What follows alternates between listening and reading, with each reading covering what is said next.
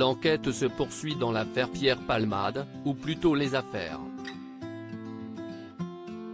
Mis en examen pour homicide et blessures involontaires après avoir été à l'origine d'un accident de la route le 10 février dernier, ayant fait 3 blessés graves dont une femme ayant perdu le bébé qu'elle portait, l'humoriste est également impliqué dans une affaire pédopornographique, une information judiciaire ayant été ouverte aux fins de savoir si le comédien détenait des fichiers de cette nature.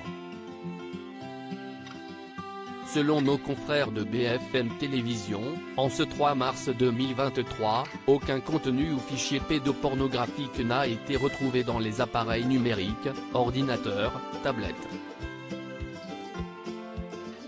Saisi aux 2 domiciles du comédien. Pierre Palmade est actuellement assigné à l'hôpital, placé sous écrou, et soigné pour l'AVC dont il a été victime le 25 février dernier. Il devrait être déféré à la prison de Fresnes dès que son état de santé le permettra, puisque la Cour d'appel de Paris a décidé son placement en détention provisoire le 27 février dernier. Les enquêtes se poursuivent aussi bien concernant l'accident de voiture, que le volet pédopornographique.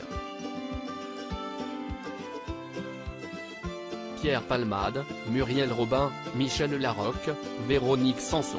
Les femmes de sa vie et les nuits agitées de Pierre Palmade dans son livre « Dites à mon père que je suis célèbre », publié en 2019, Pierre Palmade revenait sur ces fêtes parisiennes auxquelles il participait et où il consommait des stupéfiants et de l'alcool pour se sentir plus en phase avec son homosexualité. Tout se passe chez moi. Avec un mec, 2 ou 3. Ce sont de longues heures qui durent toute la nuit, parfois la journée suivante. On rit, on regarde la télé. On parle, on est à poil, on fume, on couchaille ensemble. Et on recommence. C'est une orgie amusante, écrit Pierre Palmade dans son autobiographie, Sans tabou. Au fil des pages, l'humoriste évoque aussi ses lendemains de cuite compliqués, ces phases où il se retrouve dans un état assez catastrophique, je me réveille allongé sur la moquette, le nez en sang. Les mecs avec qui j'ai couché sont partis depuis longtemps, me laissant me démerder tout seul. Et ajoute, les douches ne me font pas forcément du bien. Parfois, je suis tellement en manque que je picole au lieu de me laver.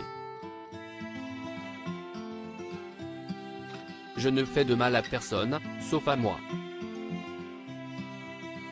Des propos qui prennent désormais un tout autre sens, près de 3 semaines après le terrible accident de voiture qui a gravement blessé 3 personnes.